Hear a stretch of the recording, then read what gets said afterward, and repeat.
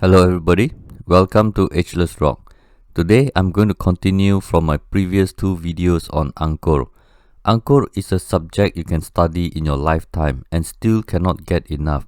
The megalithic culture who built this temple is still a mystery and will remain so in my lifetime. Most people have difficulty identifying Cambodia on a map. Too many people have never heard of Angkor Thom. Yet it is one of the most amazing temples that can rival any mega structure in the world. The sheer size of Angkor Thom is simply baffling. Angkor in English evolved from Nokor in Khmer, which evolved from Nagara in Sanskrit. While Nagara came to mean city in Cambodia, Nagara became Negara, which means country in Malay, which is used in Malaysia and Indonesia. In Khmer language, Angkor means city and Thom means big. So how big is this big city? Let's put in perspective. City of London today is 2.9 kilometers square. Angkor Thom is 9 kilometers square. That means you can fit comfortably 3 London cities within the 4 walls of Angkor Thom's moat. I have always wondered how much digging did the ancient Cambodians have to do just to make a moat. So I deducted the outside perimeter of 3 kilometers with 2.8 kilometers on 4 sides because the width of the moat is a breathtaking 100 meters wide. The total area comes to 1.16 million square meters. The depth of the moat is 4 meters deep.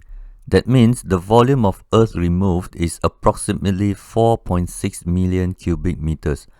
As compared to Angkor Wat, which is much smaller in size, the moat volume of 4.5 million cubic meter is about the same. That means the volume of these two moats can make 3.5 pyramids of Khufu.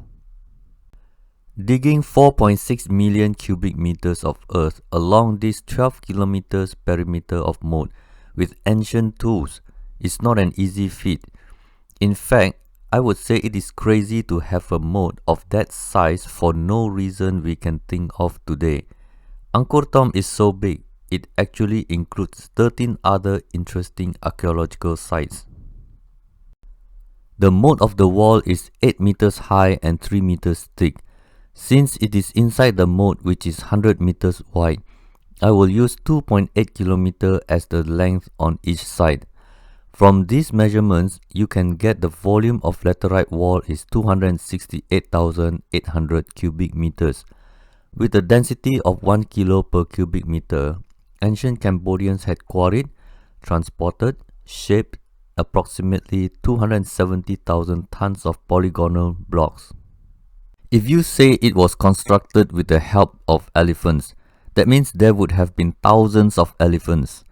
This will raise another list of questions like how do you feed thousands of elephants every day? How do you train so many elephants if you catch them in the wild?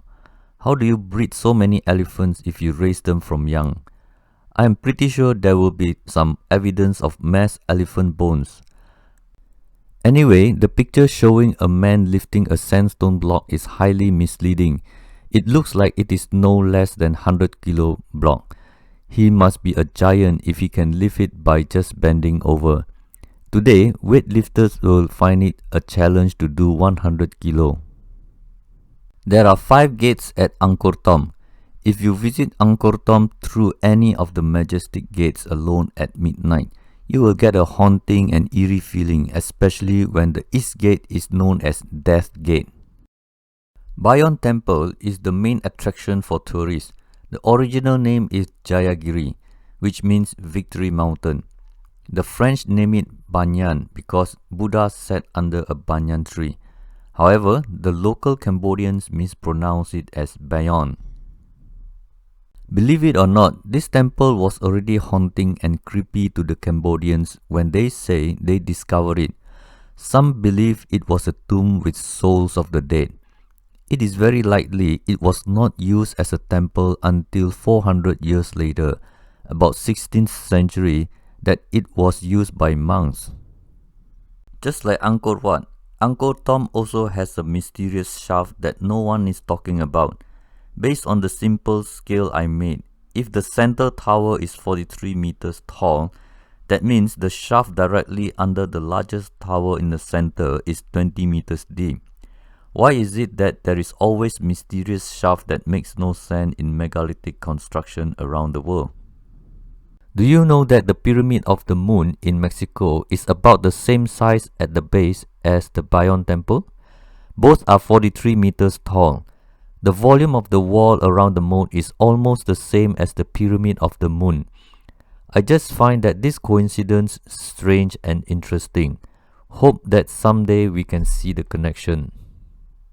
Many towers were destroyed and we don't know how many faces are there in this temple. However, based on remnants and educated guess, there are 216 stone faces. Now that we managed to guess how many faces, we now have to guess whose face is it. There are 3 candidates as of today. It could be Buddha, Avalokiteshvara, or King Jayavarman VII. Do you think it is logical that this impossible, enormous construction has a face that no one knows? How can you even lose this fact? Since there is no clear answer as to whose face is represented on the tower, I would like to draw your attention to the thick lips feature of Olmec stone heads in Mexico. Do you think this is an interesting similarity and has a connection? Stacking sandstone blocks up is already a great achievement, but then they tasked themselves to carve out intricate designs and created a mystic smile that until today no one knows who is the mystery man. Something is not right.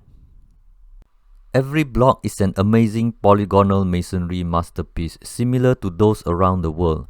Why would the ancient Cambodians shape millions of blocks in polygonal shapes if they can just do it with normal rectangular blocks? Remember, there could be plenty of workers, but the world-class masons were definitely in short supply.